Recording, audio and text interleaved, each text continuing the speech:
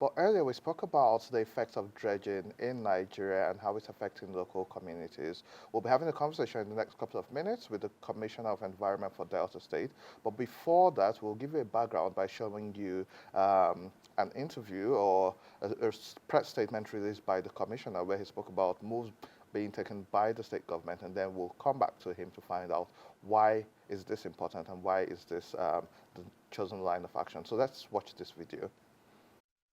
Please permit me to address you on the devastating impacts of dredging activities in Delta State. Delta State is blessed with an abundance of natural resources, including rich biodiversity, fertile land, and pristine waterways. However, reckless and unregulated dredging activities across the state have become a significant source of environmental degradation. These activities threaten the lives and livelihood of our people, the integrity of critical infrastructure, and sustainability of our ecosystem. The unregulated dredging of sand and other materials has led to an environmental crisis manifesting in degradation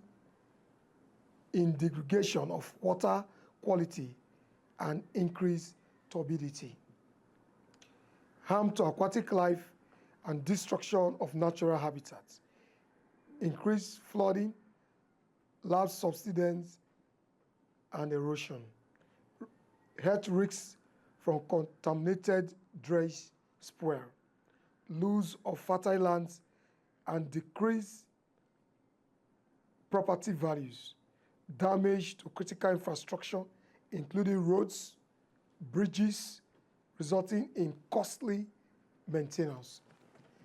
It is disheartening that despite provision of the Delta State Ecology Law 2006, which regulates dredging and other related activities, many operators continue to float these regulations with impunity. Such disregard for the law and our environment is unacceptable and will no longer be tolerated. Consequent upon the above, the Executive Governor of Delta State, His Excellency, the Right Honorable Elder Sheriff Francis Orokwedo Oberowori, in alignment with the MORE agenda, which prioritizes environmental sustainability, has directed the Ministry of Environment to immediately implement the following actions. 1. Mandatory registration of dredging site and submission of environmental impact assessment to the Ministry of Environment within 1 week of this notice. 2. Immediate shutdown of dredging site operating without valid EIA. 3. Ban on dredging activities near bridges and other critical infrastructure across the state. 4. Ban on dredging activities in residential areas to protect the health and safety of our people. 5.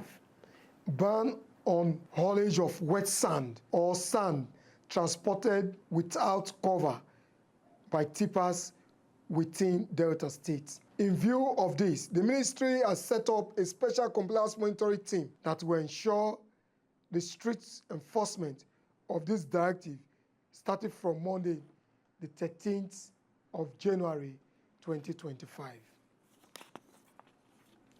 I therefore wish to appeal to our traditional rulers, community president general, and youth leaders to support government by reporting illegal dredging activities in their areas to the Ministry of Environment or the nearest police station.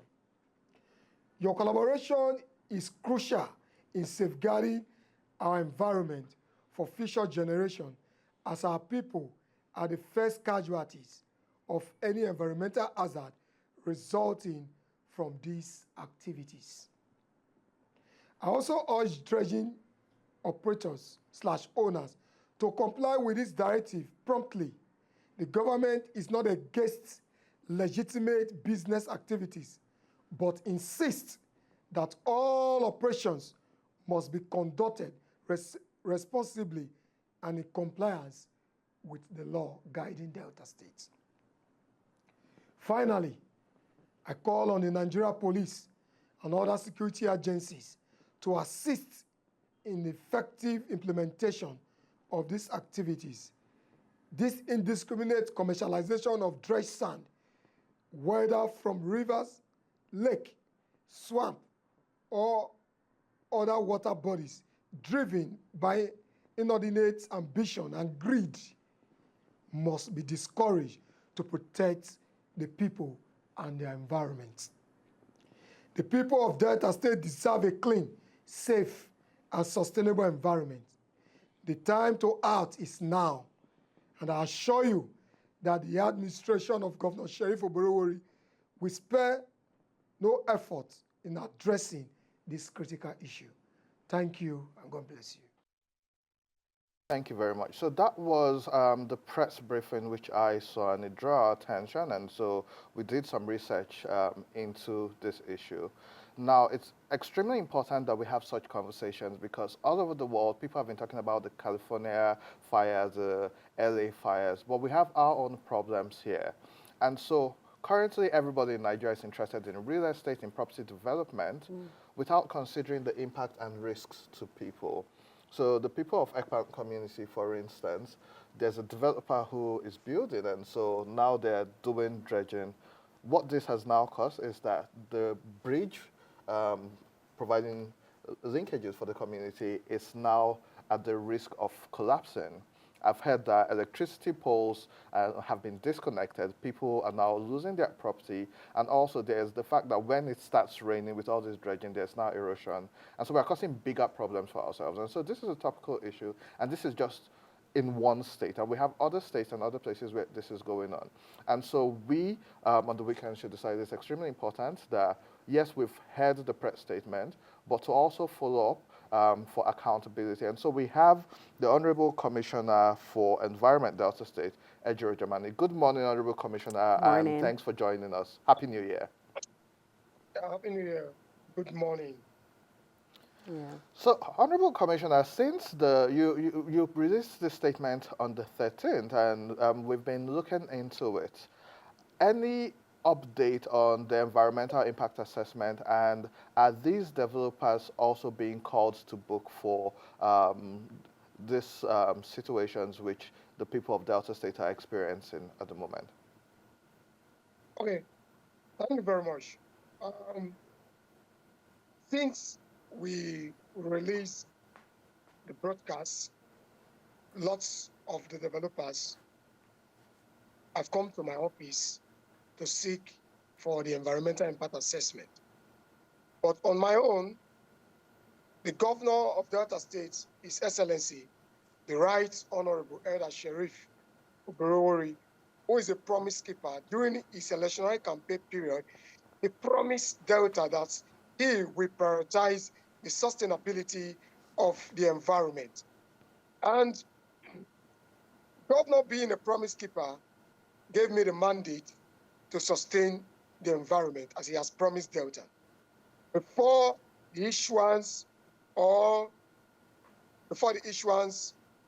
any environmental impact assessment, we have to visit the site first. We're not going to give anybody or any group of persons an impact assessment without visiting the site. Myself, I will visit all the sites. If where you are dredging poses danger to critical infrastructure, you'll be asked to leave the place. Okay. So, okay, can you hear us? Very well. All right. Okay, thank you very much. So during your press conference, your statement rather, you mentioned that certain measures are being put in place in order to stop dredging. How effectively at these measures, being followed through? And how do you hold not just yourself who has made this statement accountable, but people in the various communities and even the people in construction as well? Okay, you see, during the press statement, you hear when I say, I appeal to national rulers, community leaders, president generals, and youth groups to collaborate with government. Myself, the places that have commercialized this dredging is some part of some local government in Delta. Like you see the Ugele North, the Okwe local government, is Soko North and South, and some part of Sapele and some part of Uwie. I have reached out to community leaders who will collaborate with my office, the Ministry of Environment, for enforcement. It's not going to be business as usual. We don't just talk. When we talk, we match our words with actions. Honorable, I've seen a couple of notable people in Delta states, like the chairman of Delta Broadcasting Corporation, and also some youth leaders speak up against this. But also you have community members as well who encourage some of this because they are being paid some amount of money. What are the repercussions? So now we have laws. Now we've stated that certain things are banned, certain things are not allowed.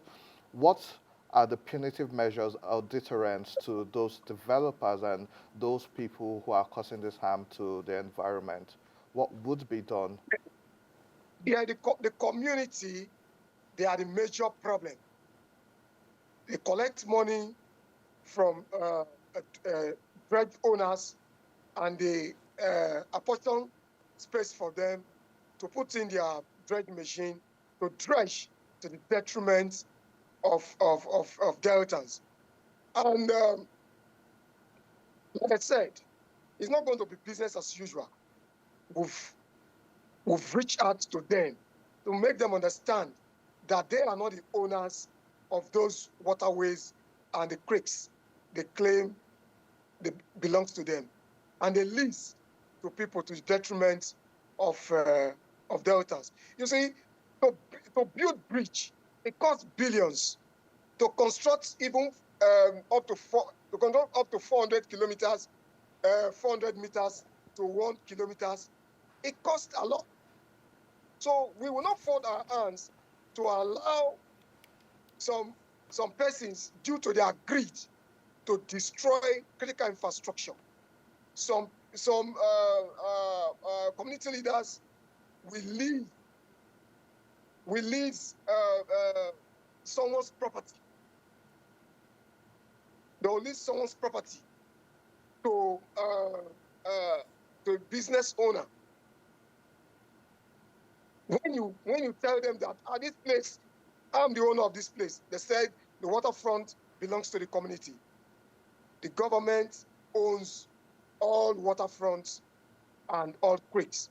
So when you dredge indiscriminately, be ready to face the full wrath of the law. There are laws in deltas.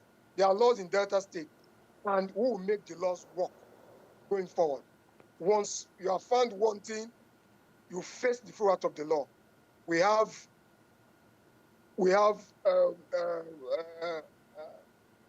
mobile courts across 25 local governments. Once you are found wanting, we bring you before the magistrate, and the law will take its course immediately. Can you speak on how significant the threat of dredging is to various communities? Because I believe when people actually know how this would directly affect them, affect their communities, they would also play their part in, reporting cases like this when they see it, or actually take action themselves as well. Most of the community people do reports. There is no week that I don't treat up to 5 to 10 petitions against dredgers in my office. There is no week that I don't treat sometimes I got more than 3-4 petitions daily. So the community people, they are aware of the environmental disaster these dredgers are causing to them. But some of them don't have power. The community leaders have collected money. Once they challenge the community leaders, they take on them. Like, for instance, I was in some time ago, last year, I was in Ugele North. There's a place called Emekpa area. There's a fence. Just beside the fence of someone's private property, community leaders collected money from a dredge owner and imposed the dredger just close to someone's private property. I was in Ugele monitoring the monthly sanitation when I was called that I should please come and see for myself. When I got there, I asked, who is your operator? Because the people ran. Who is your operator? I arrested the operator and I gave them 24 hours to take off that dredger and the payloader. And before 24 hours, the dredger and the payloader, they left the place. So some of them know, but because of greed of few, they are the major problem we are facing. If you want to dredge, you can take your dredging to the river with an approval. You have approval, you can take it to the river. But dredging, some people will just dig somewhere and just drop their dredging machine there. I started dredging to the detriment of people's property and critical infrastructure. It cost us a lot. It cost the Delta State government a lot to build roads and bridges. And the governor will not take it. After spending billions to construct roads, to construct bridges, just because of a greed of few elements. Honorable, just before we let you go, it's extremely important that we're having this conversation, and I can imagine this is going on in a whole lot of states. Now, Nigerians pay a lot of attention to the center, which is why it's good that your governor is on top of this issue. But is there any collaboration and are there any conversations between your ministry at the state level with the federal government and the federal ministry to ensure that beyond these communities, beyond Delta State, across the country, there is a roadmap or a plan to ensure that illegal dredging doesn't become a menace like we've seen with illegal mining, amongst other type of things which lead to bigger crimes? Is there any conversation ongoing with the Federal Ministry of Environment, and how is that going? Okay, when I came in as the Honorable Commissioner for Environment, Delta State, I tried reaching out to the chief miner of Delta State, who is the representative of the Federal Ministry of Mines and Steel. I tried reaching them, but to no avail. So immediately, when they saw my broadcast, they reached out to me. And the first question I asked the chief miner, I said, "You've been here. You are issuing licenses to people indiscriminately to dredge Delta State." I said, "We will not take it. If you claim that